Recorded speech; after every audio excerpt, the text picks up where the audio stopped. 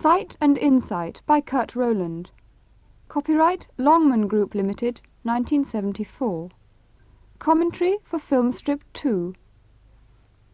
When we worked on the first film strip, I talked about the relationships which exist between shapes and how shapes may be formed into visual sentences.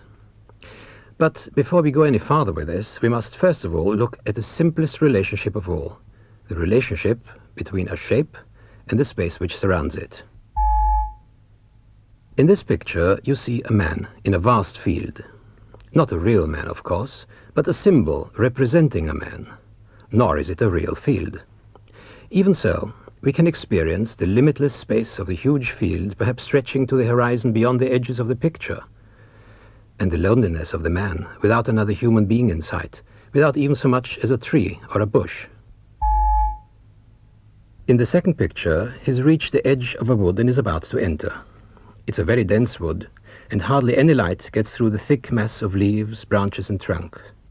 But there's a clearing for the man to move in. In the third picture, the man is right in the middle of the wood. Night has fallen, but he's found a small hut which will serve him as a shelter. You can see it is very small indeed and would certainly not do for living in, but the man will have to put up with it for just one night. Now, in each one of these three pictures, the man is the same, more or less, yet we receive a different impression in each case. Of course, you say there's a field in one picture, trees in the other, more trees and a hut in the third, and that accounts for the difference. But this isn't really the whole story. What is perhaps even more important than the fact that the things changed from picture to picture is that the spaces in which we saw the man grew smaller. In this picture, the spaces with the man inside have been isolated and everything else left out. Yet we can still feel the limitless space and the loneliness of the man in the first picture, the sheltering space of the clearing in the second picture, and the rather cramped space inside the hut from which he couldn't get away during the hours of darkness. It's as though we ourselves could still feel how the man must have felt in each case, and this isn't the result of the things we saw in the pictures, for they've been left out, but the relationship between the shape, which represents the man, and the space around it. So you see, it's never enough to look at a shape by itself, or indeed to make a shape, without looking also at the space which surrounds it.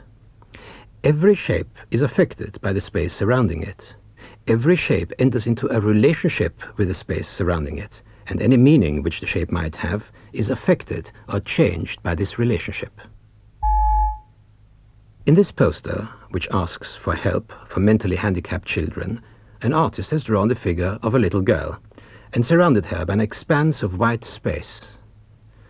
This poster gives a visual idea of how it might feel to be such a child, surrounded by what amounts to an empty desert. Mentally handicapped children cannot link up with their environment. They feel isolated by nothingness and loneliness, perhaps like our man in the first picture. Here then, an artist has used the relationship between a shape and the space around it to make a visual sentence, to express something. If this effect is not due to the things in the pictures, but to the relationship between the shape and the spaces around it, then the same thing must apply to shapes which don't represent anything. This picture shows what I mean. In the top part, you see a shape which represents nothing other than itself on a large background. In the bottom part of the picture, the same shape can be seen in a very much smaller square. The feeling of being lost in too much space is still very strong in the top part, even without the representation of the man, and in the bottom part, the sense of being hemmed in. With a little imagination, we might think that the shape in the small square is feeling a little uncomfortable in its cramped space. So far, we've thought only about the size of the surrounding space, but there is more to it than that. Just as important is the way in which the shape is positioned inside the space. In this picture, you can see three green rectangles, each with a black square inside. All the rectangles are the same, and all the squares are the same too. The only difference is their position in relation to each other. Now, Each one of these combinations of rectangle and square gives a different impression, and we could say it has a different meaning. The first one with the square in the middle seems to express steadiness and calm. The second black square is in exactly the same position as the first, but the rectangle has been tilted, and now we feel perhaps a certain tension and unease, even movement. Whichever way we choose to interpret the second one, the steadiness and calm of the first combination have gone. In the third case, the square seems to be floating inside the rectangle. Also, it has now changed its character. We see it as a diamond rather than as a square. Each combination has a different meaning. Let me say again, I mean a visual meaning and not a verbal meaning. The words we've used to describe them are to be taken only as a rough guide. The more you look at these examples, and the ones that follow, the more they will say to you, and they will say it through your vision, which, as you know now, is something more than just your eyesight. Let's go back once more to the earlier shape and see how we can change the meaning of a simple visual sentence by changing the position of a shape in its space. In the first instance, in this picture, we once again have a sense of steadiness and a lack of excitement, but in the second instance, to the right of it, a note of excitement and of high spirits has come into the picture, and the shape appears to be floating to the top. In the third case, in the bottom left-hand corner, there is balance again, but a different kind from the one above. The last combination of shape and space gives an impression of tension due to the lopsided tilt. Once again, these words don't give us the full meaning. They're only vague descriptions. You might compare them to the chapter headings in a book, which tell you what the chapter is about, but no more. The full meaning of these visual sentences will come only if we look at them. There are several reasons why it is possible to build up different visual sentences and to express different feelings and sensations from the same shape and space. This is the simplest way to explain it. Whenever you place a shape in a space, or you may like to call it a background, as in this picture, you in fact produce a second shape, whether you like it or not. The second shape is what is left over from the space or background, the red area in this picture. It's really a matter of interpretation, whether you call this part a shape or a space. You may decide that the red part is the shape and the black part the space or background. But the best way of dealing with an arrangement like this is to decide that they're both equally important, and that you can therefore look at them both as shapes, that is, two interlocking shapes. But you have painted only one. This happens whenever we place one shape within a space or on top of another shape. It applies, of course, also to rectangular and square shapes and spaces, as in this picture. Once again, you may think of the black area as a shape and the red as the space or background, or the other way around. Here the space is shown separately in its own right, to let you see it more clearly as a shape, or we might say a counter shape. Going back to our first shape once more, we now understand much better what happens when we place it in a rectangular space. When we do this, we change the rectangle into an irregular counter shape. The rectangle minus the small shape, the part which we can still see. Here the black shape has been cut out, and we can see the two shapes separated. The black shape is the same as before, but the rectangular shape has an inlet, which makes it irregular and different from the original rectangle. We can see that if we move the black shape along, we produce different counter shapes and a different overall effect. And this happens even if we place the black shape well within the rectangle, as here in this picture. The black shape has been cut out once more, and so we see the rectangle with a hole through it. The outer contour, the outline, is still the same as before, but it now has an inner contour, which makes it a different shape. Every time we move the black shape to a different place, we produce a different counter shape. We must consider this whenever we paint or in any way produce a shape on another shape, such as a sheet of paper.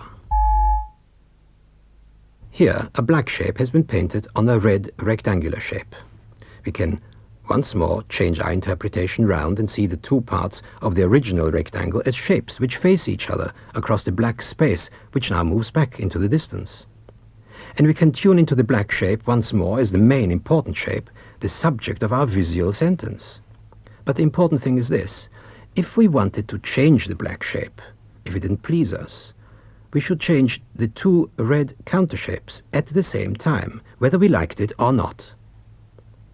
In this process, we might change either one or the other red shape, or both, and affect their relationship, the way they look at each other across the black area. By changing the black shape, we should affect the balance of the whole picture. This is a most important principle. It happens whenever we make a shape on another shape, and then change it. Take the case of a direction sign, like the first one in this picture. The total effect of the sign depends not only on the shape of the arrow, but also on its counter shape and the relationship between the two. Now imagine we decided to change the arrow for some reason or other, as in the second sign. We would also change the counter shape at the same time and interfere with the way the two shapes affect each other. The content of the sign is expressed by both shapes, the arrow and its counter shape. This is always considered by artists, designers, and everybody whose work it is to make shapes and visual sentences. For instance, here we see a part of a man sitting on a chair. If an artist wanted to paint the subject, he would consider not only the shapes, the black parts, but also the spaces between them and their relationships. He might, knowing or not knowing he was doing so, switch to and fro until he'd got the right balance. He might look first at the black parts in relation to each other and see if they made sense in representing the subject. He might also switch to the white shapes and see if they made sense in relation to each other. And in doing this, he would also strike a balance between the black and the white areas, always sensing that changes to one would affect the other also. The painter of an abstract picture, such as this one, obeys more or less the same laws. He designs the black structure, but at the same time relates it to the spaces inside it, until there is a balance which pleases him. A designer of letters will also take similar things into account. For instance, the letter Y in this picture may make him wonder if the space between the two upper strokes might not be seen as a white arrow, which would of course make the letter less legible because it would draw attention away from the black shape. Or he may feel that the space inside the letter A may be seen as a shape in its own right, something like a Christmas tree with a bar across. These letters are not shown here as examples of either good or bad letters, but simply as examples of the type of problem which a letter designer, or any designer for that matter, has to deal with. Any visual sentence, from the simplest to the most difficult, depends to some extent on the relationship of a shape, or shapes, with the space which surrounds it, whether we call the surrounding area space, counter shape, or background. So far I've talked mostly about single shapes in their relationship with the spaces around them and with their own inner spaces. But how do shapes behave when they enter into relationships with other shapes? In this picture we see three shapes which have been placed so that their outlines flow into each other. This is a very obvious relationship because they seem to link up into one large shape. Each one of the shapes has a share in this large shape, so they are related to each other. There are many possibilities of arranging shapes in this way, but there is another way which is often more satisfactory and which involves space. When two shapes touch in two places, like the ones in this picture, they form a space between them, apart from affecting the space around them as with a single shape. Let's look at this inner space.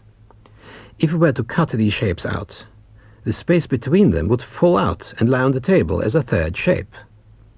Even though it was, in the first place, part of the background, we have made a new shape by isolating it in this way. In the next picture, it has been colored in to show it up as a separate shape. Once again, we may see it as a shape or a space. But what happens when the two shapes are moved apart so that they don't completely enclose the space between them? can we still see the space between them as a thing in itself, as a space, or as a third shape? If we draw lines in a certain way, they may suggest shapes, even though no shapes are there.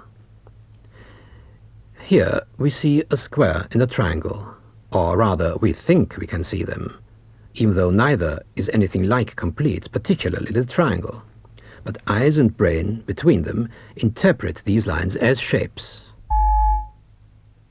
In the same way we can see or sense the space contained by our two shapes.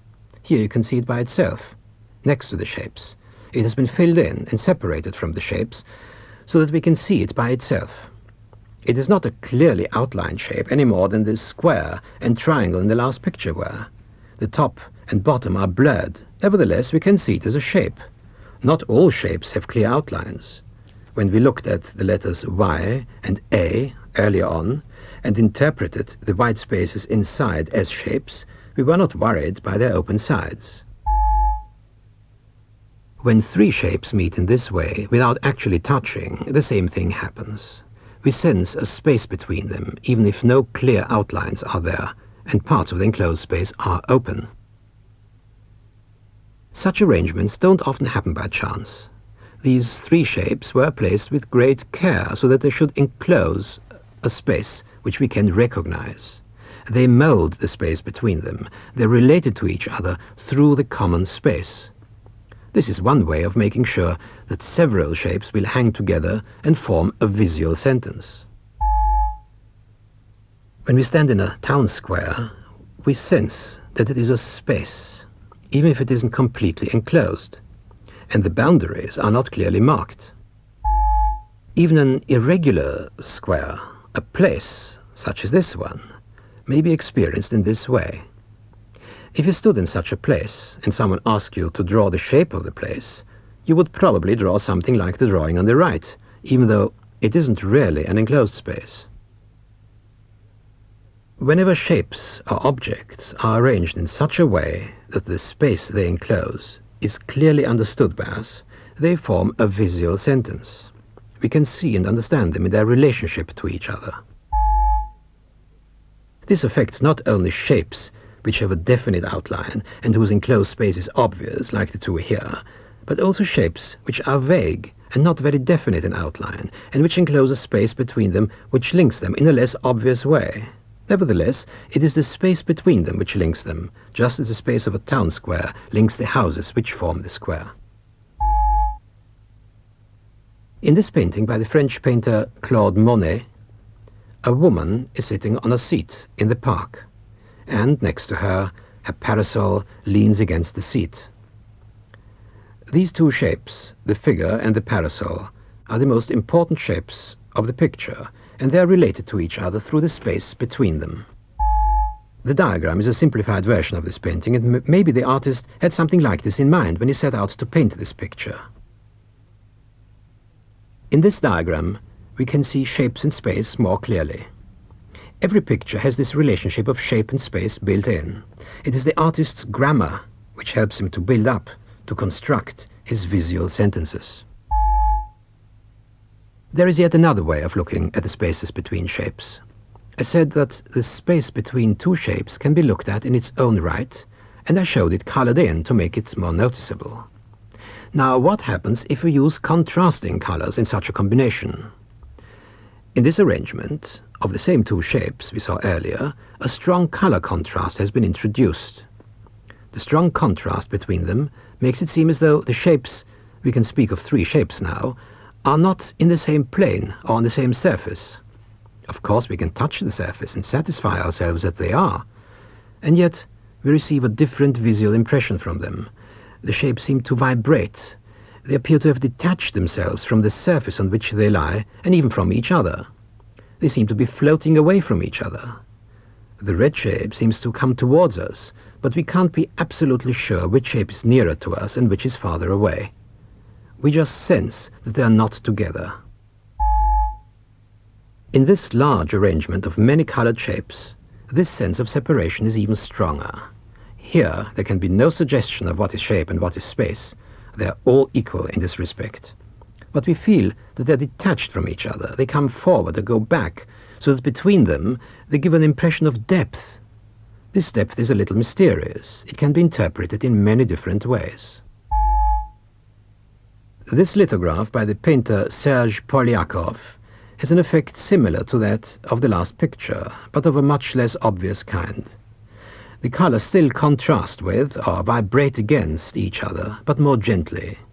Some shapes seem to fit into each other on the plane of the paper, but as you look into the picture, they seem to move apart because of the color contrasts. They give an impression of mysterious space. In this picture, there are two kinds of contrasts. Contrasts of color and contrasts of texture. What different sensations of depth and of space do they give? If you wanted to make a picture with different sensations of space, what other contrasts could you use? There are many more methods of producing this kind of space on a flat surface. Here's another, the overlapping of transparent shapes. As you can see, a new shape and a new color come about where they overlap, and this also gives a sense of space and depth. Once again, we can't be sure what goes in front of what. In the last picture, several methods were used to create space. Not, of course, real space, but picture space, pictorial space. There are shapes and countershapes, contrasting and vibrating shapes and overlapping shapes. Some of them are related because they are similar. Others are related through the spaces between them, which may be read as countershapes. We can see that although overlapping shapes and contrasting shapes both produce depth, they do so with different effects. Overlapping shapes are more harmonious, contrasting shapes more jarring. Although this picture doesn't represent anything, it has all the same a great deal to interest us. It has what you might call visual content. Its visual content is clearer than if it were hidden by things which we recognize. This doesn't mean that abstract pictures are better than pictures which represent things, but only that they show us more clearly how pictures and designs are constructed or built up. They show us the relationship between shapes and spaces, which is what we've been learning about looking at this film strip.